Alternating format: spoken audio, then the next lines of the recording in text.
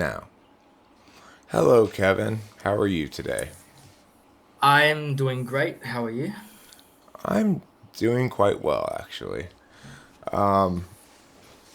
Can I ask you if you've watched a lot of my typing sessions before? I've probably seen I've seen a few, but probably like the first 5 minutes. Okay. Never to completion, just to get a gist of what it's like. Okay, cool. Yeah.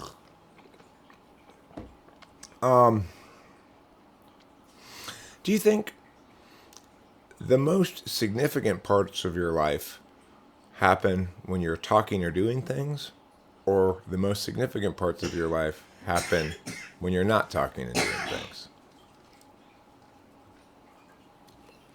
I've never asked this question before. So when you're talking and doing versus not talking. In other So like words, when I are the public parts of your life more significant in the whole of you, or are the private parts of your life more significant in the whole of you? And by the way, we do periodically offer these Rachel coughs to guarantee the authenticity that this really is me you're talking to. I say the private parts. Okay. I wonder if everybody would say that. So, Hmm. like I said, I've never asked the question before. When you wake up in the morning, do you know pretty clearly you're gonna do in the day ahead, or are you waiting to find out what happens? Um on a weekday especially, I know what I'm gonna do, Okay, but a so weekend it's more up in the air. so you don't. If given the choice to make your plans for the weekend every Thursday, or never make any plans for the weekend until you find out what you do on Saturday and Sunday, which option would you choose? It depends if I have any like prior invitations, I guess. I'd slot those in for the weekend. But by default, I'd probably just see what's going on and just So go would there. would you say that you're first and foremost then waiting to be responsive or reactive to the actions of others regarding what you do, or are you more likely to take the lead and telling other people, "Let's do this"? Um,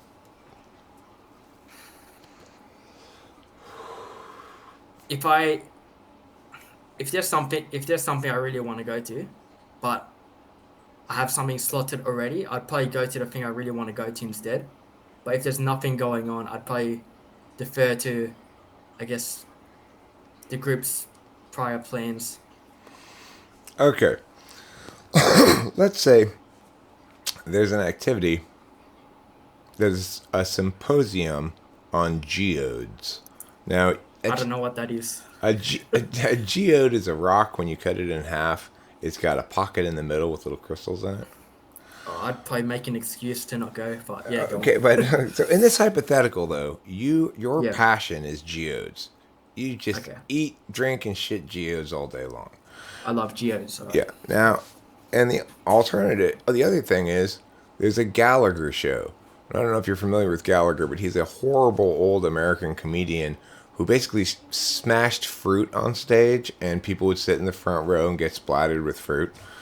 I don't know. Okay. So, okay, you really hate Gallagher in this hypothetical, probably in real life too. Yeah. Now, the thing is, you can go to the Geode show, but you're going with a group of people that you just hate them all a lot. You just dislike them strongly. Or you get to go to the Gallagher show, which you hate the show, but it's your very favorite people who all want to go to this show with you. Is there an option to go to the Geo show, but just by myself? No, you are handcuffed to these Oh, people you okay. hate. I'll probably go to the Geo show, but when I'm there, I'll probably try to ditch him or something. You're gonna ditch them, huh? Yes, I'm gonna ditch him. Okay. Can you remember what you had for breakfast? What time is it where you are? It's 11 a.m. and I did not have breakfast. Did you have coffee? No, Did you have anything to drink at all? I had two of these. 50 lashes. Are those beers? Yeah, they are. Uh, are you gonna eat lunch? Probably. Do you know what you're gonna eat for lunch? Um, if I'm referring to, actually no, I normally just grab sushi. Actually, yeah, Okay. I grab sushi. Does that make you feel full after you've eaten sushi? Depends how much I get, but normally, So then do you have to get a snack after getting sushi so that you're full? I get sushi, then I'd probably have dinner later, and that'd be enough for the day. What would you eat for dinner normally? Um, Probably whatever I make. Can you give me an example of a time you went and somebody else cooked for you and tell me what they cooked? Um, Yesterday my parents made fish. What kind of fish? I'm not a fish expert, but I don't know. It's just fish, I guess. I don't know. Did they just present you one steamed fish? It wasn't steamed. It was fried. Did they cut the head off of it? Um, did I cut the head off? Oh my god, I actually don't know. Why do you I eat think they so did. much fish? Why do I eat so much fish? I personally, I I gotta just tell you, I think fish is gross. oh, okay. I think there's not a lot of variety in fish. It's just all fish is fish. Do you eat fish and chips? Yeah, I've had fish and chips. Do you prefer fish and chips over other preparations of fish?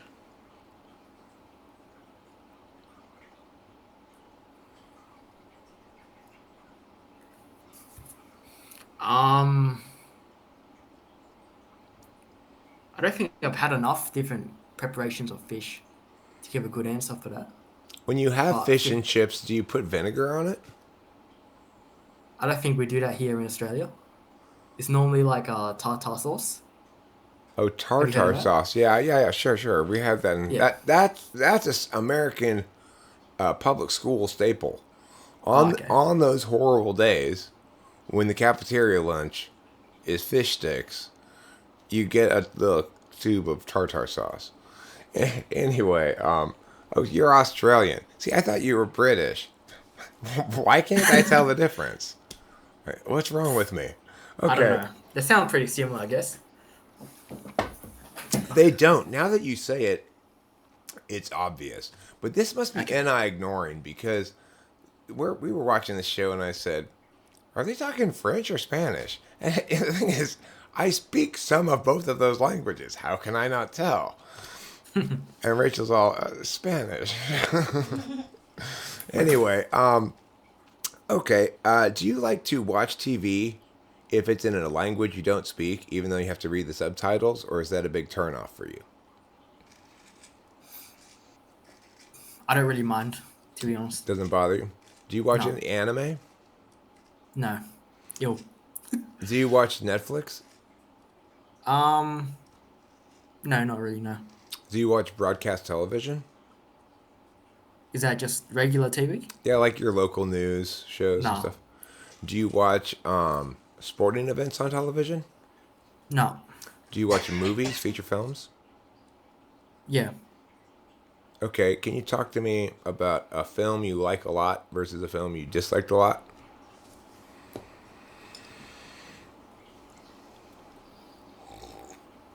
What do you mean by talk about it? Just describe what happens or? I say, well, I really liked The Princess Bride, and I really disliked.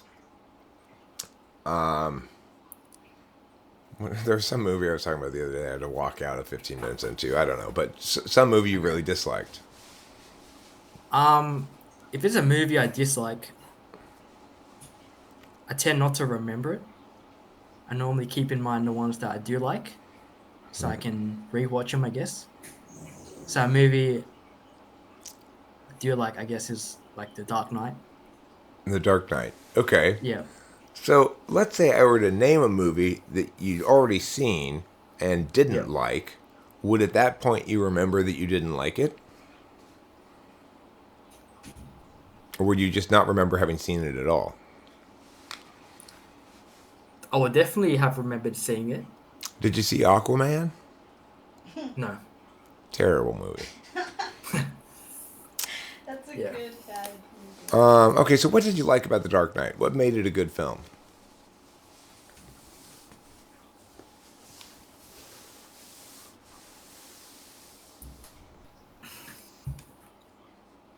I don't know. I guess I just liked it. It's just. I can't give a good answer because Okay, I guess I don't have the vocabulary let me approach to describe. let me approach the question from another direction. Okay. I'm coming to you and I'm saying, hey, Hollywood's giving me a bunch of money to produce a movie, but they haven't told me what to produce. Can you help me come up with Oh my what God. what would be a good movie to make, kind of?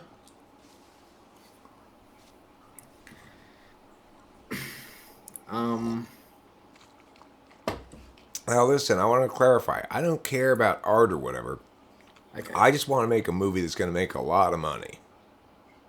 Oh, okay. You want to make a lot of money. Right. If that's the case, I'd probably stick to something that's a bit more formulaic. That's been proven to work, I guess. Some So, so like a standard western? box office rubbish. So a western? A western. I don't think that'd hold up today. 'Cause I'm kind of Maybe old some fashioned. You talking about a talkie? a talkie. I don't know what that is. Well, you know, recently they've transitioned from silent movies to movies with sound.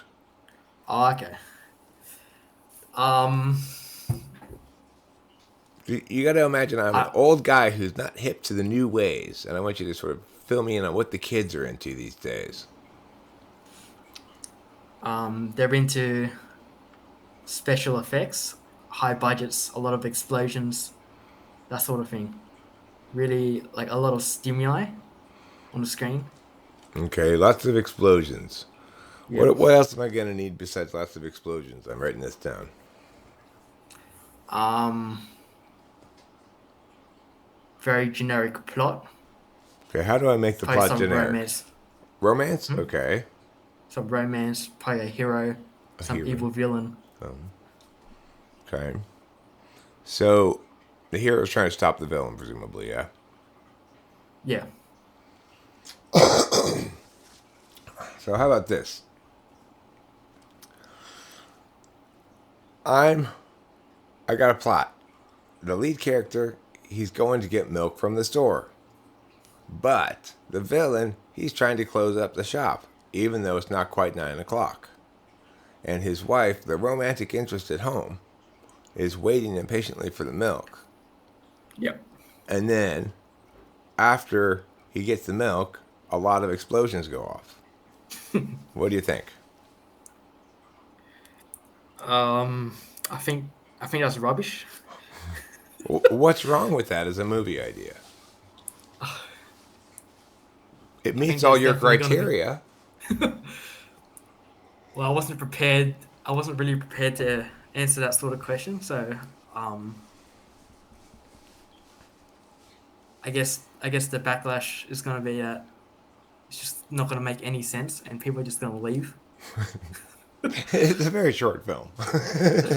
Very short film. It's only like a minute long. A minute long. Well, it's got 3 scenes basically. It's got the guy saying, the wife saying, "Go get some milk, honey." Then the guy goes to the store and he says, "Come on, let me in." And then the last scene is him walking away with explosions behind him with the milk in his hand. It's probably like some absurdist form of humor that, like, some people it would appeal to some people who are into that sort of thing. Okay, what kind of hobbies do you have that are things you do when you find yourself sitting somewhere and go, "Wow, look at this! I got the next 6 hours with nothing planned, nothing to do. What am I going to do?" Um, Probably like investing, I guess. Invest. Yeah, invest. Okay, Not so actually investing, but like just thinking hypothetically, if I had X amount of dollars, what would I put it in? And just scouting potential stocks. researching I guess, for yeah, future for future financial endeavors. yeah. Have you been doing that for a long time? Um, I think I started in this year, August. Okay. What made you decide to look into that? Um, Leaving your money in a debit account, what happens is it loses money, it loses its value due to inflation. And if you wanna maintain your value, you should put it in. Well, you should make a portfolio that generates dividends in the future, at least greater than whatever you're losing due to inflation. Okay. So it's just Do you have worthwhile, I guess. do you have a long term plan for like where do you see yourself in 10 years? Yeah. Okay. And do you feel like you have a clear understanding of the steps you're going to take to get there, or broad understanding of the areas you need to clear? What do you mean by the second part? Well, for example, you could imagine a video game which was, you're going to have to turn left here, then you have to go straight past that thing, then you have to turn right there, then you have to go straight past that thing. That'd be sort of a step by step understanding of your way to get from here to there. The other way of understanding it is, I'm going to have to clear level 1, level 2, level 3, but the exact specifics of those things I'm going to have to figure out on the fly.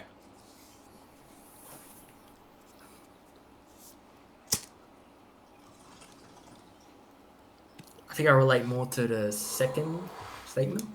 Okay. What sort of problems of the world have you thought about and as potentially ripe for solution and or product and or like you see niches unfilled in the world in some capacity, either creatively, financially, or in some other way? Probably education. I Okay. think most of it is just empty space. Okay. So if you were to restructure education, how would you restructure it?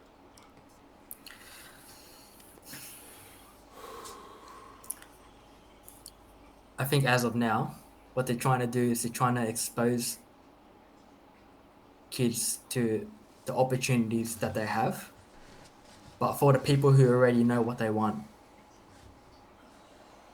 it's a lot. How do I explain? The Let's education. say let's say you want to be like a math teacher, right? Like taking lessons in history or whatever, or music, it's just not going to help you at all.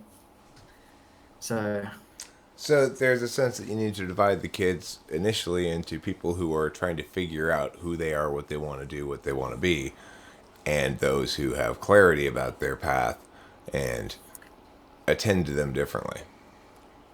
like if you knew exactly what you wanted, you could probably finish school in like by the time you're 13.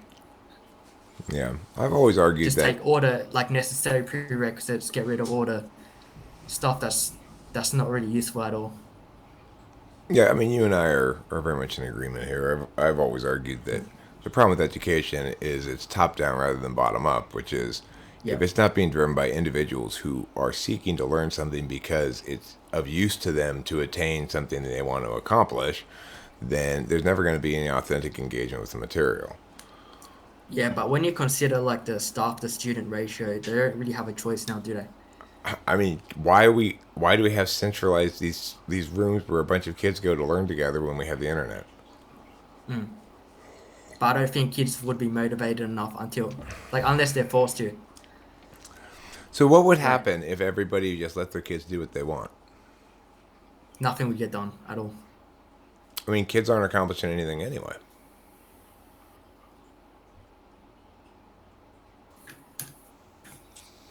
If they're left to do whatever they want.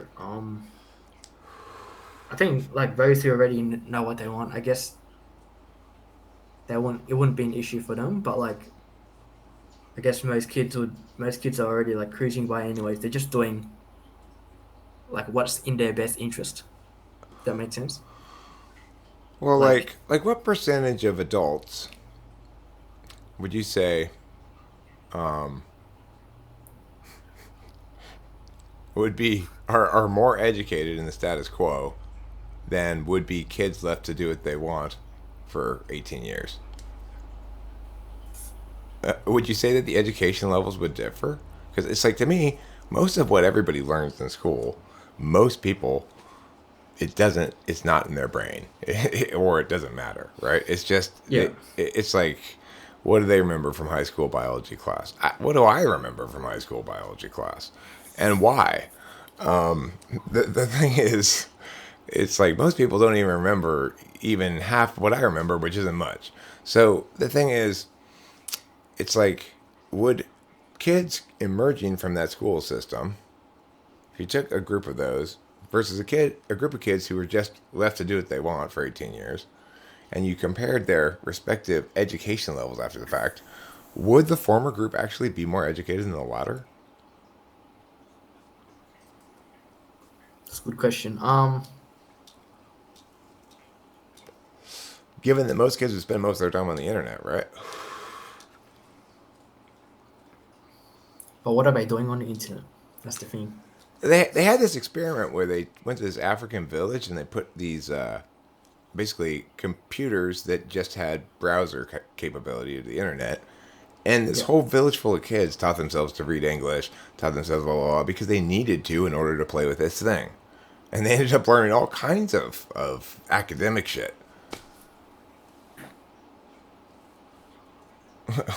Without anybody telling them what to do. And they had to take turns on the thing.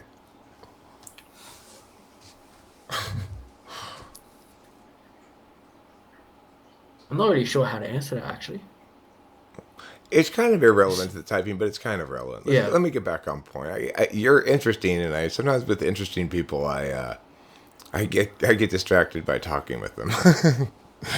Okay, I think so I could probably provide a good answer, but maybe like another time. I need to think about it a lot. Just it's an interesting notion, though, right? yeah. Okay, so let's see. Can you break down how to take out the trash into exactly 6 steps? I can, but I'd probably need to write down all the steps first and then get rid of any like redundant steps or steps that can be merged into one step. So So I you're guess not agreeing that 6 steps is necessarily the right amount of steps. I could make it into six, but I could give you all the steps and then afterwards I'll reduce it to six. Do you So do you believe there's an optimal number of steps to break it into if you were trying to convey to a third party how to take out the trash?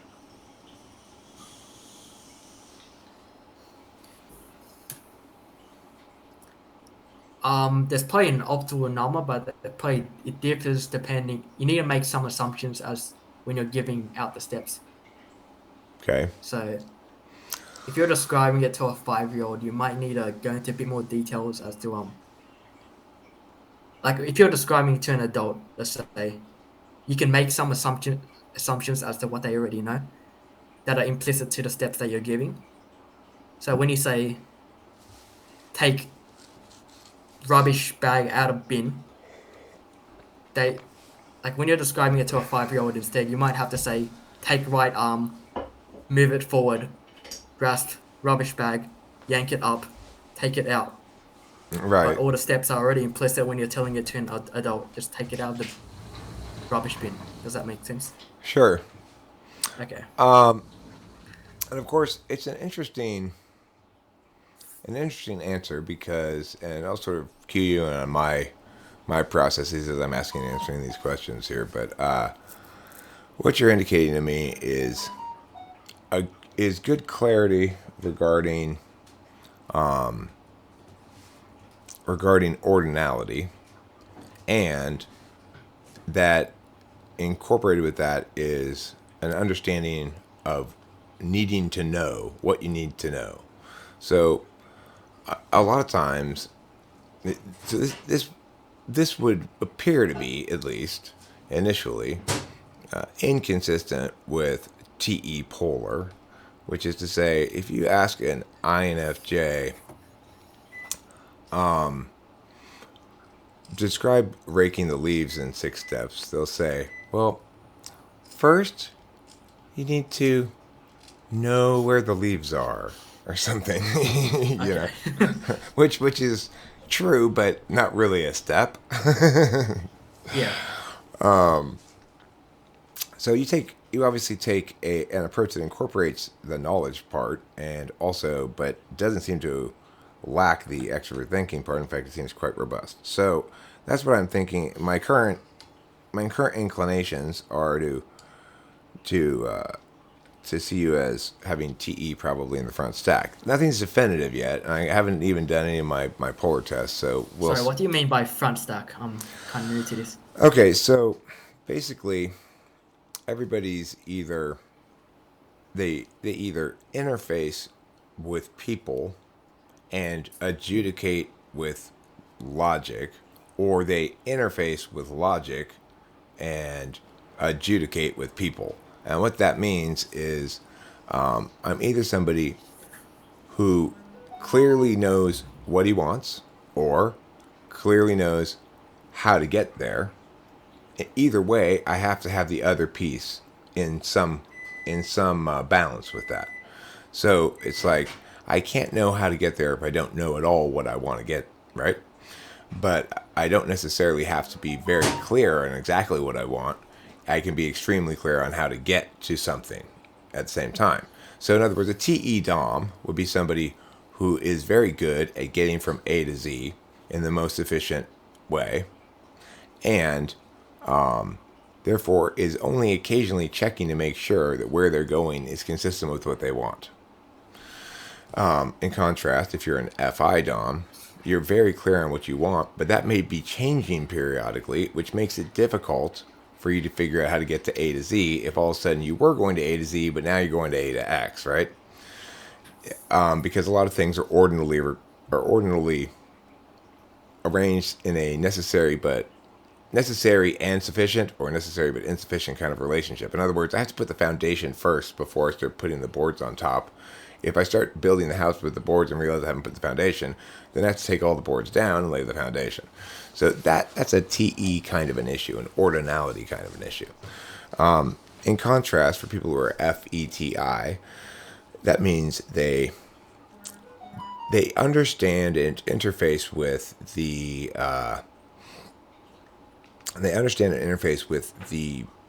subjectivities of others. In other words, if I were FE Dom, I'd be trying to basically figure out which parts of what I'm saying make you happy and which parts of what I'm saying make you unhappy, and try to sculpt what I'm saying so that everything I'm saying makes you happy.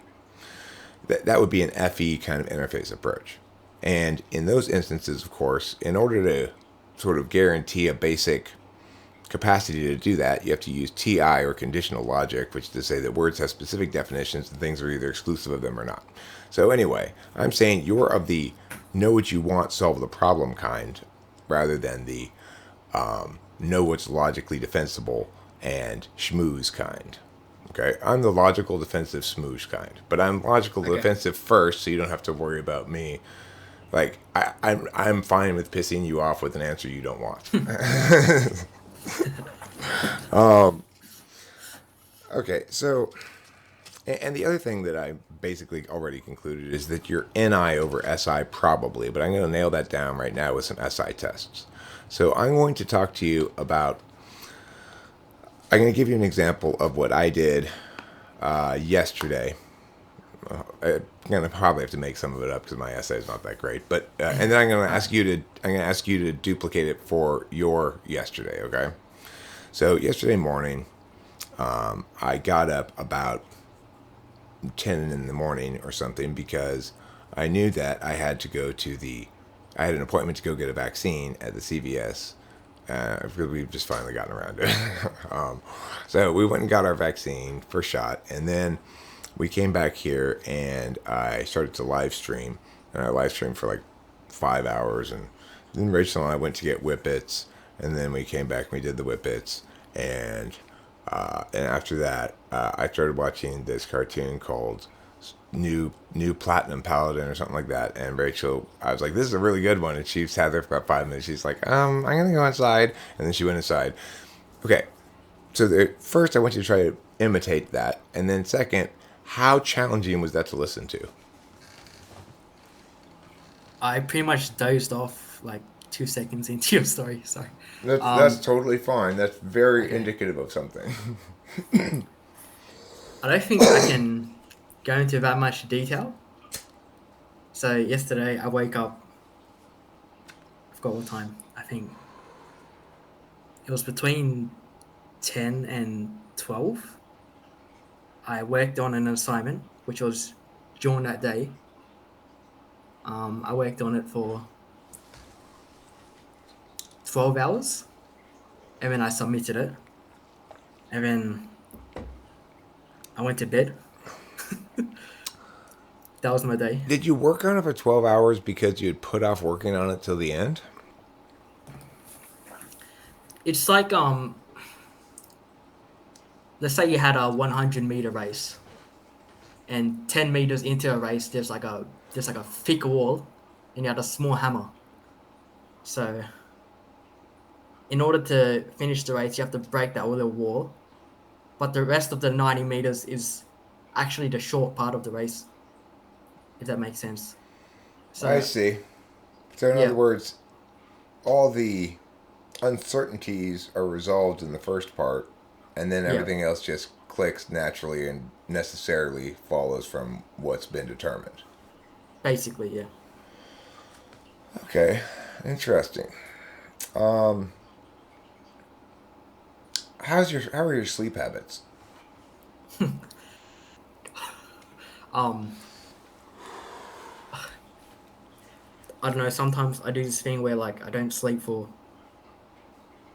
Like I sleep one day. Let's say I sleep one day for 16 hours, but that kind of makes up for the sleep for the next day.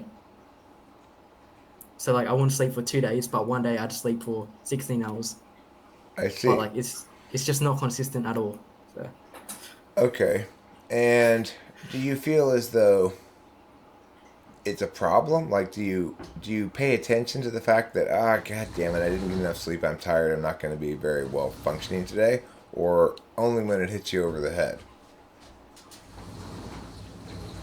I think it would probably be better for me if I fixed it and it was something consistent. But if there's more pressing issues that I have to work on, then yeah, fuck sleep. You know. How about eating? Do you find yourself not eating until you realize, oh, I'm starving to death, or I'm lightheaded, or something, or do you are you more regular because somebody else is feeding you? I'm pretty consistent actually with eating. I probably just have lunch. Like I make sure to eat every day at least. So And what reminds you to eat when you do make sure to eat every day? it's more of just, oh look, it's 1 p.m. and I haven't eaten, so I guess I'll grab lunch. You know.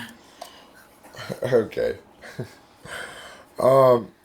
So every indication heretofore is consistent with, I mean, it'd be very difficult to argue that you're not one of two types. And I haven't given a couple of tests that I'm going to give that may falsify what I'm saying right now. But based on what I've seen so far, it'd be very difficult to argue that you're anything but an ENTJ or an INTJ, and probably an ENTJ.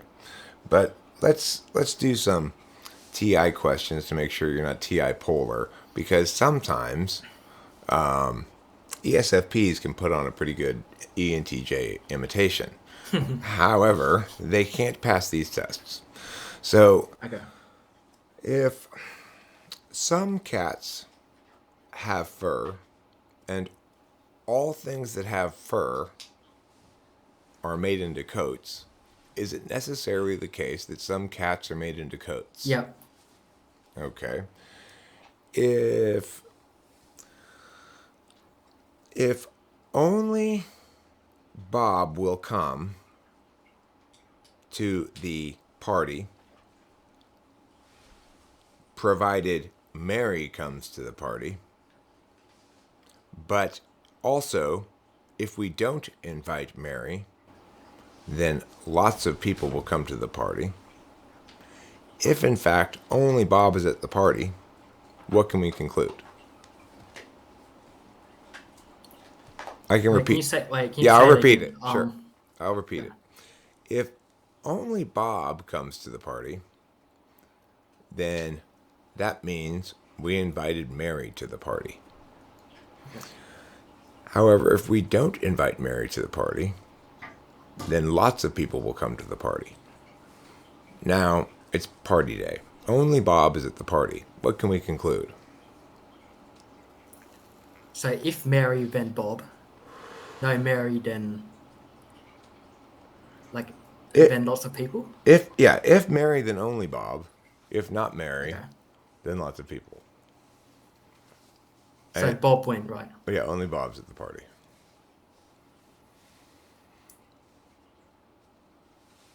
And no one else? Correct. Because just because we invited Mary doesn't mean she comes. This might get into semantics, right? The answer is we invited Mary. Okay, that's Okay. fine. That's also indicative of what I would call robust but not front stack TI. So front stack TI treats all words as though they are interchangeable symbols that you can change the status of as you see fit.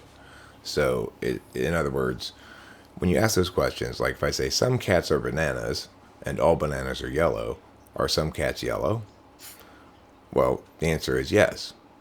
Is it in fact the cat? Is it in fact the case that some cats are bananas? No, because TI treats those words as basically irrelevant variables that allow you to engage the mechanics or the grammar of language, which is conditional logic. So you have no problem. You immediately got the first question. Let me ask a couple more TI questions. Right. I'm going to ask you to provide a missing generalization, and I'm going to give you an example. You can't come in here. You can't come in here. You're not a poet. The missing generalization is only poets are allowed in here. So the answer you give has to start with only, no, or all. So again, you can't come in here. You're not a poet. That implies the missing generalization. Only poets can come in here, or no non-poets can come in here, or all people who can come in here are poets. All right, so here's the two things. You must love BLTs. You're from Iceland. People from Iceland love BLTs. Yeah, but you have to start with all, only, or no.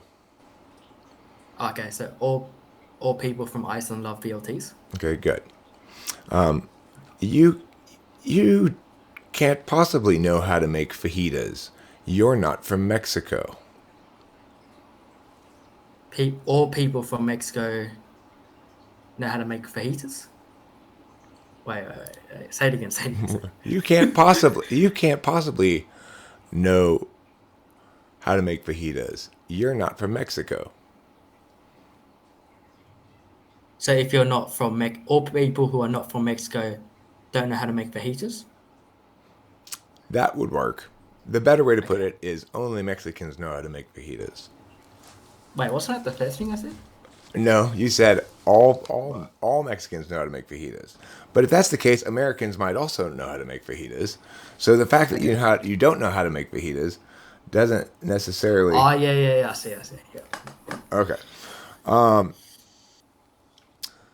Okay, so I got a pretty good sense of where your TI is. Another kind of TI question I'll usually ask is, well, have you ever heard the hats question? I'd be curious to see what you do with it. The what? The hats question? Apparently not. Okay, so there's a warden in a jail. He's got 3 prisoners. Okay, and he Okay. and he has a bag, and inside the bag there are 5 total hats. There are 3 red hats and 2 white hats. Okay, they're little party hats that go on top of your head, so you could see other people's hat, but you can't see your own. Now he brings the 3 prisoners out, and he says, "I'm going to have each of you pull randomly from this bag and put on a hat." Now, if and I'm going to blindfold you all.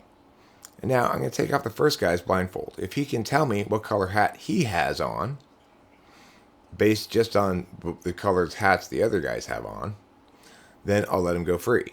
However, if he gives me the wrong answer, I'll kill him immediately. Or he can decline to answer, and I'll just go put him back to his cell to finish out his term. Okay? So, he's got the 3 prisoners out. They each pull a hat randomly from a bag of 5 hats. Again, inside the bag there are 3 red hats and 2 white hats. And the prisoners know this.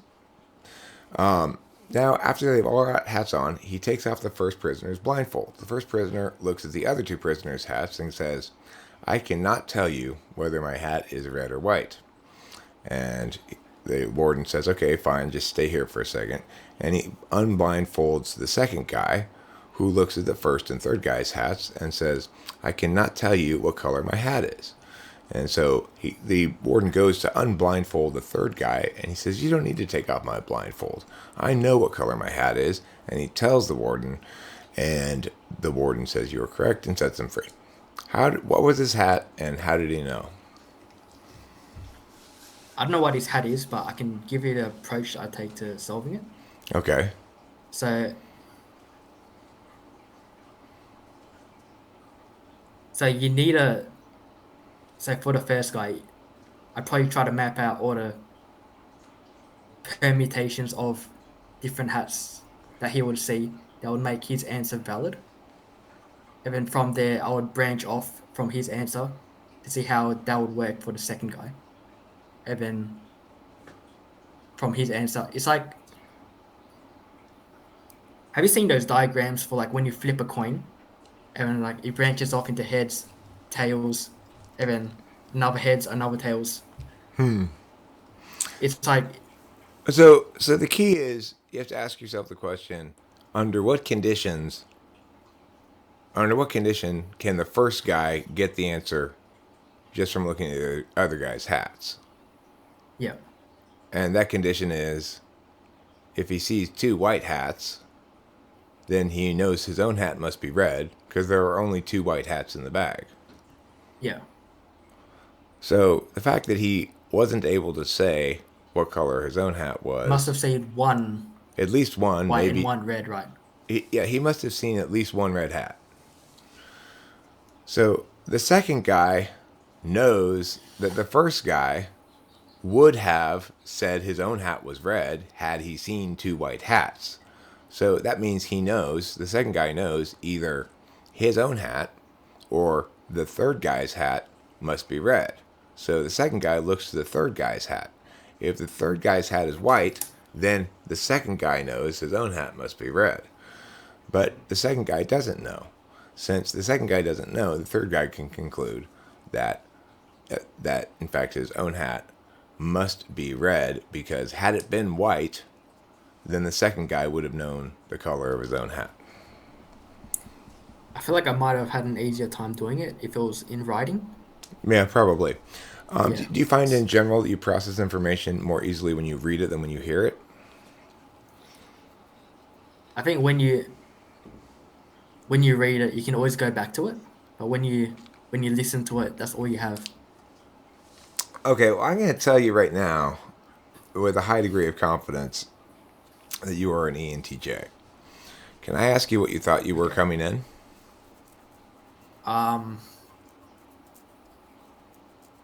What was I? I'm not sure, to be honest. I I probably thought I was maybe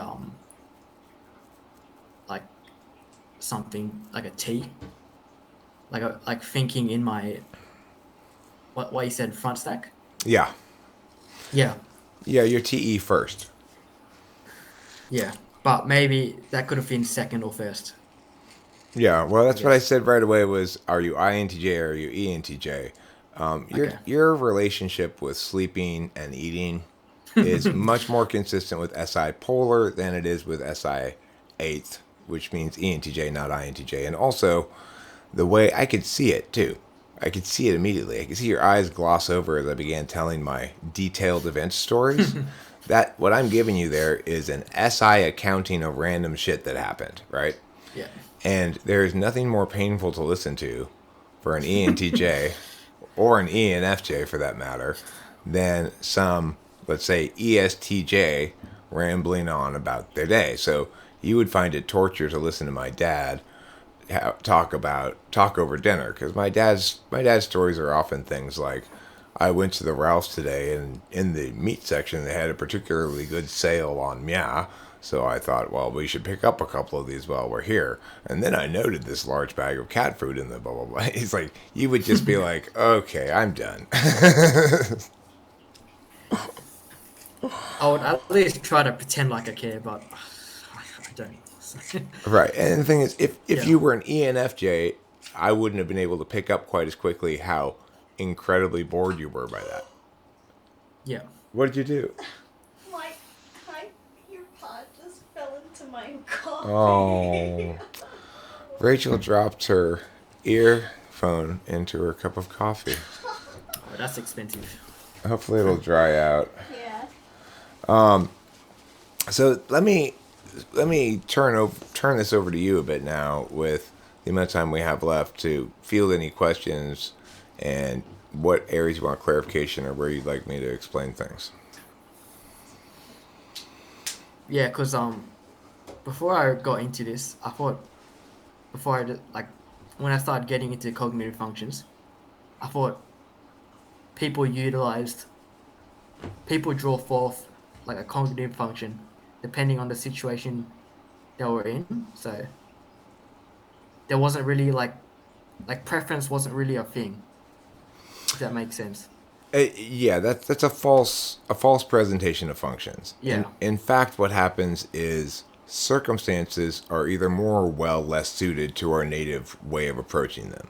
So because I'm a TI tool user, as I say, I've introvert thinking is my second function.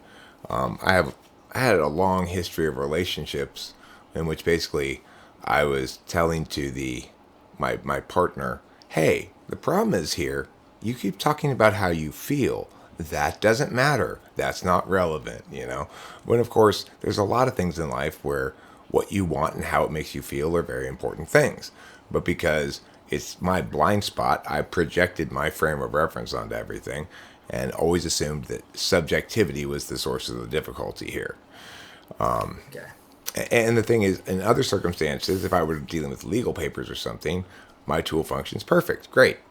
Well, for you, TENI, not everything in life is a problem to solve or a goal to attain.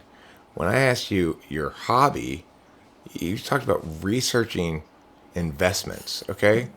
That's not play.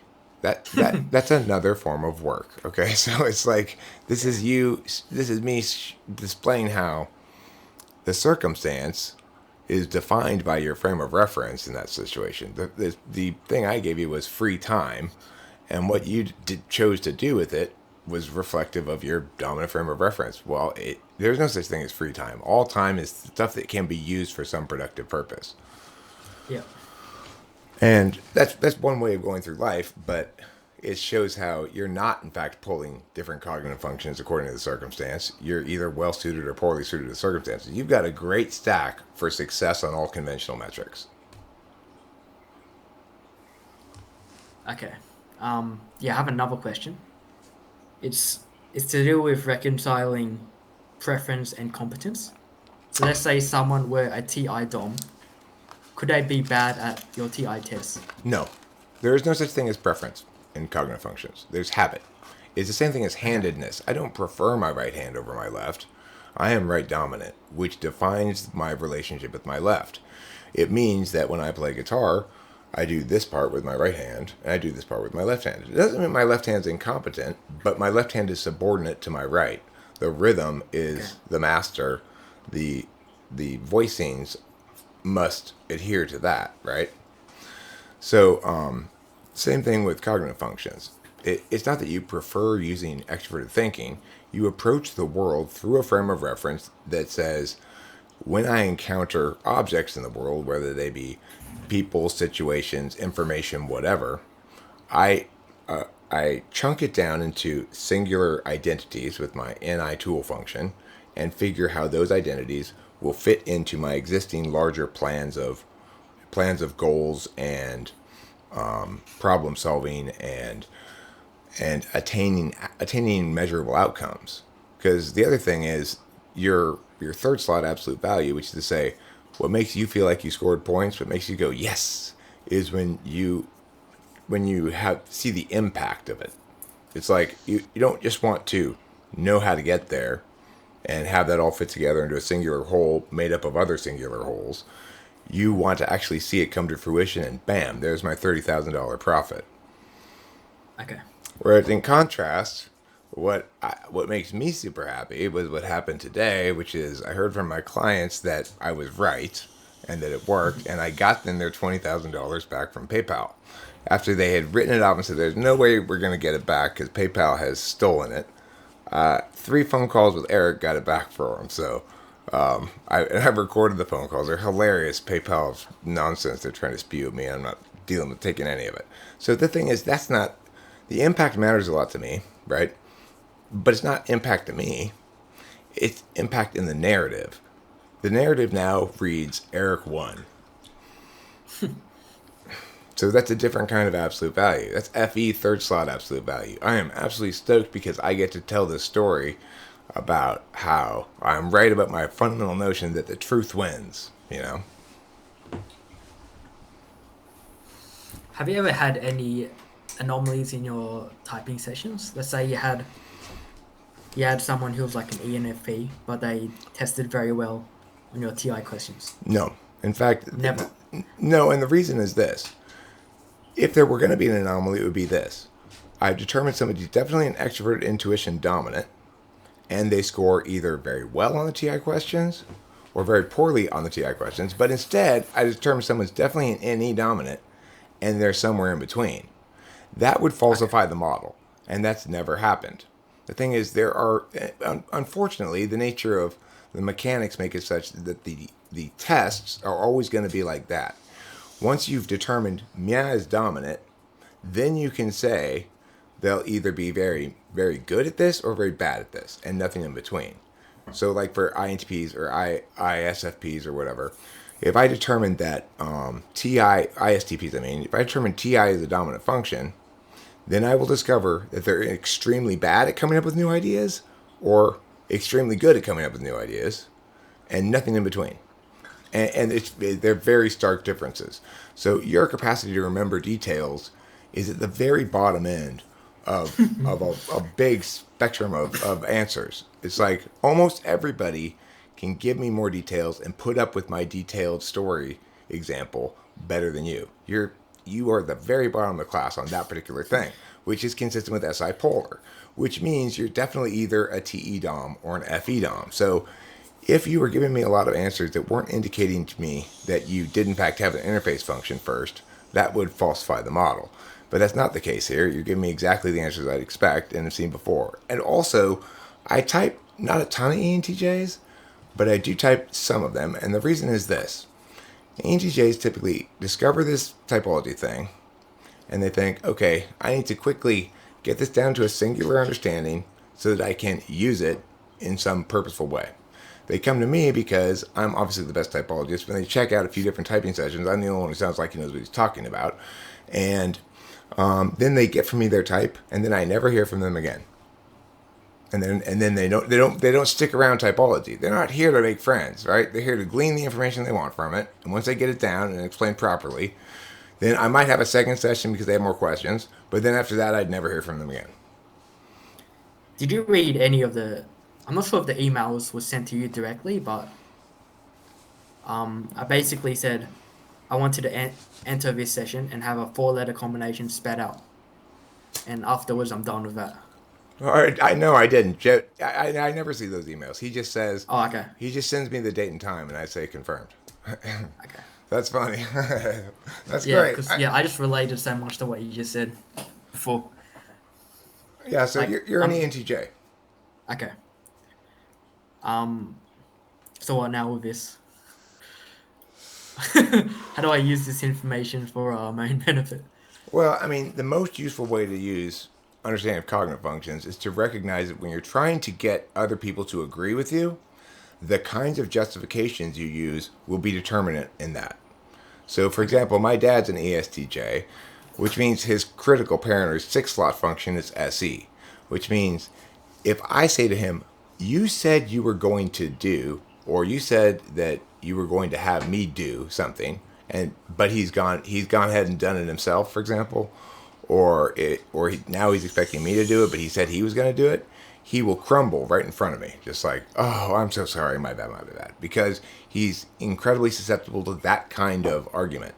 If, on the other hand, I were trying to make a logical argument, but that's not fair because of some abstractions, he's like, son, that's not the way the world works.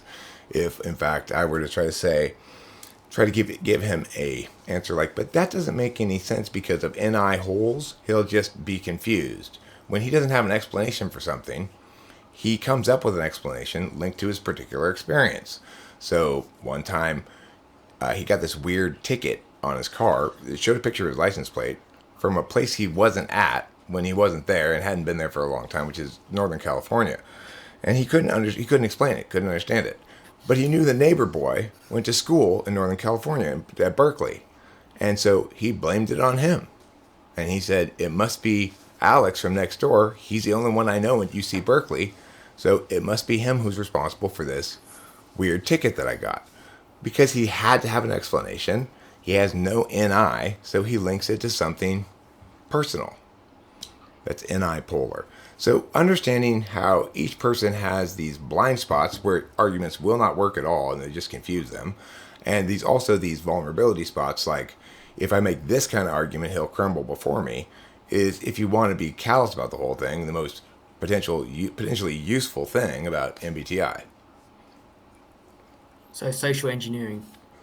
I mean, the thing is, I'm an actual ENTP, so unlike C.S. Joseph, I'm not into that shit. I'm not down with that shit, okay? I am not down with manipulating people, but I do recognize that there's sometimes a genuine need to communicate with people, and to recognize that they're not going to hear you if you communicate in this way is a very useful thing to have at your disposal. And I've advised other people, like, oh, I'm having trouble dealing with this guy, and kind of gleaned what type they were and said, okay, you need to attack her from this angle, and it's proved to be successful. So yes, it does work if you need to communicate and you're having trouble communicating. Ideally, it's not to manipulate people or control them, okay? No promises. Okay. So before you tested my SI polar, how would you go about testing for someone's NI? Well, NI is one that I have the fewest direct tests for, but the thing is, it's pretty easy to see the difference between SI and NI because SI people like to and frequently cite concrete examples to illustrate concepts they're talking about. So you'll see this in my videos all the time, even though I'm SI 4th. The most recent video I published about extrovert thinking began because I had a low rear right tire, and that means I had to stop and put air in the tire. And this is something that I knew I had to do because usually my dad backs my car out of the driveway before he leaves, and if he sees the light on that says low tire, I'm gonna hear about it, you know. So this caused me to make this video in which I linked 3 specific anecdotal examples: this particular tire, another occasion where my dad felt that the tire was low before the light came on, and a third instance, which was my dad's always referred to such things as idiot lights. Okay. In order to explain how TESI works. For him, good logical thinking includes particularist knowing. He knew that right front tire was low by feel because he spent his whole life accumulating specific instances of cars feeling this way or that way when a tire's low or not. That's TESI, and he's very concerned about me filling up the back tire for reasons that make no NI sense, which is the tire's like 5 pounds low. I checked it with a gauge, so did he. And his reason was, well, I'm going on vacation, and you might need a ride down to the tire replacement place if it proves that this is a bigger problem. The fact that it's 5 pounds low, and it was yesterday, proves it's not a bigger problem, right? But he's not NIing like that. He's SIing. So the thing is, you give me no particular examples except those that I demand of you. You don't illustrate concepts with anecdotes and stuff, and that's a very clear indication that you're NI front stack, SI back stack. What was I going to say? What instances in life would an SI polar be detrimental?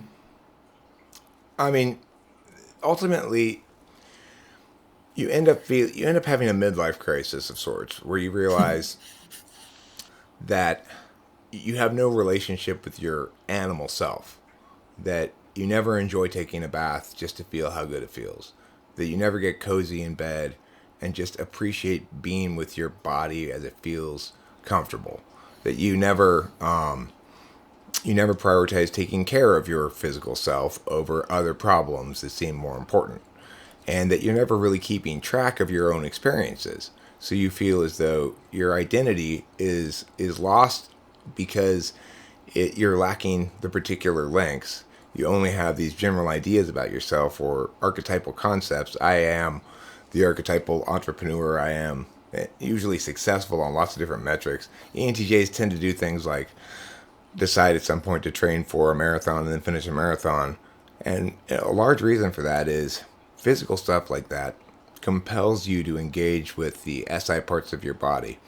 And it's sort of forcing you to come to terms with the fact that you have as an absolute value your own experiences and your body, but no means to consciously engage with that value.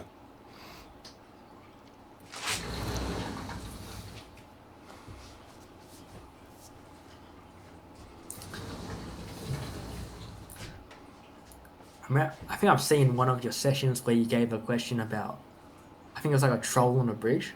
Mm-hmm. Could you do that for me? Sure. You are the mayor of a Middle Ages town. The town is split in two by a river. On the left side of the river are your farms, your livestock, your grain silos, and other foodstuffs. On the right side of the river are your merchants and your townspeople and soldiers and various things like that. So the thing is, you had a bridge, and you just take the food across by horse-drawn cart. This is the Middle Ages, remember? Until one day your bridge washes away in a big storm. Now, it's a wide river, and the snows are starting to fall. You have just enough food saved up for winter, but a river troll comes and takes up residence in your river now that the bridge is gone, and this river troll has a magical power. Anytime food crosses the river on a boat, whether it's a crust of bread or a whole dead cow, he will run up, steal 10% of that food, and run back towards his hiding place where the bridge used to be without anybody being able to catch him. Doesn't matter how well locked up it is. It doesn't matter how well hidden it is. That's his magic power. You can't prevent him from doing it. Anytime food crosses the river on a boat. So the thing is, you've only got enough food saved up for winter. And he's taking 10% of every food shipment you have going across the river on a boat now that the bridge is gone. The people point out, if this continues all winter long, 10% of us will starve. What are you going to do, Mayor? Can I get a sense of the geography of your town? Is it like an island? No, it's just flat lands, kind of valleys on either side of a wide river. So, can you get a farm going or not? It's just winter started. The first snows have just started falling. You're not going to be able to repair the bridge or farm or anything until spring starts. What is this question testing for, by the way? Just This is a question that I get a lot of different kinds of information from. So depending on the framing, on how I'm framing the answer, how the answer comes out, it can reflect the values of the people. So how willing somebody is to kill the troll is indicative of how much they value FI usually, but not determine it. How many different possibilities they try out, it will tell me something about where their extroverted intuition is. Some people only have one idea and then give up, basically. So it depends on the answers, how much the answers tell me, and what they tell me. Okay. I'm guessing the troll isn't a pushover. You can't just tell him to leave. No, he's No. he says he's just doing his job, protecting you from river sharks, and collecting his natural tax that he should collect accordingly.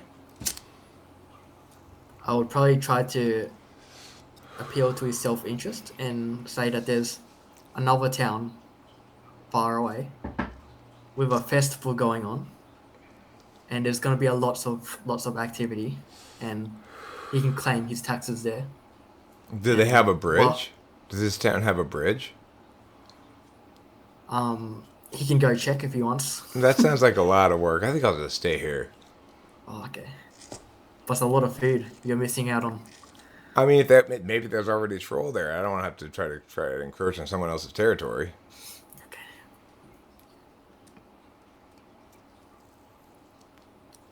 I think the actual.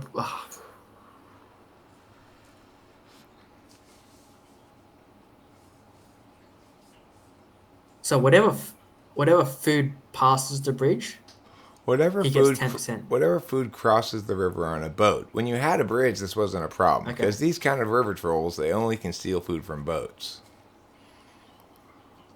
So food that passes the river on a boat. What if can you hide the food or not? Hiding the food doesn't work. Any food on any boat that's crossing the river, he'll run up and steal 10% of it, even if it's just one crust of bread or if it's a whole dead cow. What if you hide it in your body? Then you mean you've eaten it? No, he doesn't No, steal you just, food. you just put it in your mouth and and you just cross the bridge. I've never been asked that question before. After asking this question a million times, I've never had to answer this. If you have food in your mouth but haven't swallowed it, does the troll still steal it? I'm gonna say no. He doesn't steal food that's in your mouth that you haven't swallowed yet. Also, if you want to wrap food up in something, although it's the Middle Ages, you don't have cellophane. If you want to wrap it up and shove it up your butt, he also won't steal that. Is that your solution? I don't think that it is a solution, but it doesn't scale well No, it to doesn't. a large population. Um, It doesn't Okay, so scale from the- well. That's a funny way to put it. so let's say you're on the boat. You leave the boat. Now you're on land. How long does it take from you being on land to reach the town? get No, me? not long. It's the town starts fairly close to the shore of the river. Okay.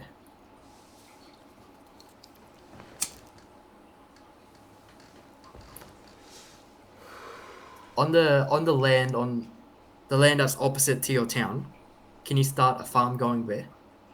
Not until spring, by which point the problem's already caused the damage. Can you hunt down animals? You can, however, if you choose to hunt to supplement your food supply, you'll still only be able to supplement about half of it, and you'll eliminate the game so much that you won't be able to hunt in future years.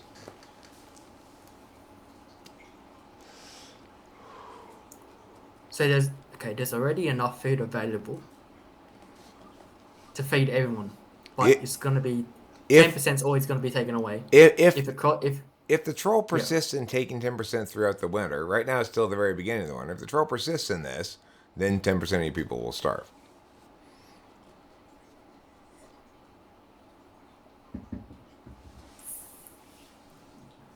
is it reasonable to relocate the people in the village? You mean move them all over to the other side of the river? I mean, there aren't any houses there for them. I mean, they don't have to stay there now, do they? Oh, so you're just going to move them over to eat? I mean, Congratulations. That's the best answer. like, Move the people, not okay. the food. Okay, move the people, not the food is the best answer. It's the neatest answer, and it turns out if you were to really exercise out the whole story, that as long as you keep sending the people across the river for a meal once or twice a day for about 2 weeks, the troll gives up and goes away because he's not getting anything. Alright. So I've heard all kinds of answers. I've heard so many different answers to this question. It's really interesting, and the way you approached it is a very TENI way, which is you kept trying to solve the problem, realize you need another NI piece, ask me a question, try to solve the problem, realize you need another NI piece, ask me a question, try to solve the problem. It's textbook TENI. It's like a lot of people, if you're maybe an SE DOM or SE tool user, immediately go to kill the troll. And some people basically, some people go, well, I guess we're gonna have to select out the most useless 10% of our population. So, it's like you get all kinds of crazy answers. I've had people figure out that the troll eats giant catfish in the river, not the food he steals. And instead of eating the giant catfish themselves, planning to poison the giant catfish to poison the troll. That was actually one thing I was thinking of. You can And like fish. yeah, Nobody ever thinks of fishing. Nobody another ever solution I thinks of had it. was like, I wanted to ask the troll what his least favorite food was. So let's say he dislikes, he'll never eat pineapple, and I'll just only be importing pineapple from now on. The problem is he doesn't eat the food he steals. He sends it down river to the troll exchange for troll dollars. He eats Oh, catfish that live in the river. And you can try it. People have tried to bribe him with finding a troll lady, but then they realize it's too hard to find a troll lady and the deal's not good enough. I've had people say, if you don't take food for the winter, we'll give you double food for the next summer or winter or something like that. And he will make that kind of deal eventually. People have catapulted the food across the river. That works, although your food gets very squished. And it is possible to kill the troll but you have to sneak attack him with catapults in the middle of the night when he's unaware. we don't have to kill the troll now, do we? Yeah, I mean, the thing is, he is arbitrarily robbing you day after day. So it's not like he's not forfeit his rights. He says he's protecting him from river sharks, but there aren't really any river sharks. You never had any problems with them before. Well, I mean, he's just bullshitting you. You still don't think you should kill him? What if you warn him Wasn't first? what if like his troll friends find out and they it's like a big troll war now. I mean, You have to fight that's a whole bunch true. of trolls. That's true. That would be a unintended consequence potentially that is good to account for in advance. That's good TE framed extroverted intuition. So you're using your extroverted intuition there in the sixth slot. In this circumstance, it's demanding it of you, kind of. And that's really usually the only time you're going to mostly use it. And so you're saying, well, what about this thing that could potentially go wrong? Or this thing that could potentially go wrong? That's textbook NE through the TE frame. Okay. So you have no doubts whatsoever as to what my type is. No, you're an ENTJ. And like most ENTJs, you're pretty open and shut. There's not any reason to have any doubt about it. You're definitely TE over FE, and you're definitely SI polar. What's the next type that you probably confuse me with? The next closest, you say? I mean, if I were to mistype you, I'd mistype you Yeah. as INTJ, and then wonder how I could have been so stupid for hours afterwards, because you're clearly not FE polar. So, What does FE polar look like? Or how would you test it? how would I test it? Okay, well, here's one test.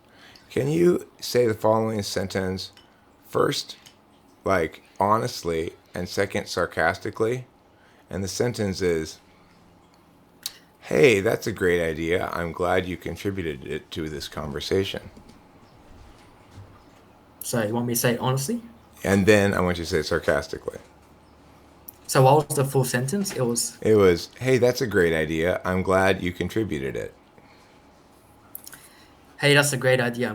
Wait, no, no, that was too sarcastic. That was a great idea. I'm glad you contributed. Now, sarcastically, I'd be like, yeah, that was a great idea. Thanks for contributing.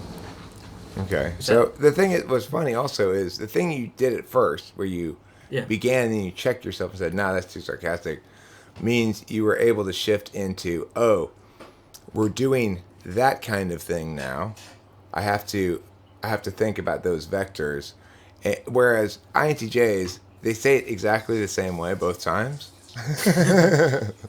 They just they can understand sarcasm. Like they can recognize that person's being sarcastic, that person's not. Sometimes, maybe not always, but they can't seem to do it.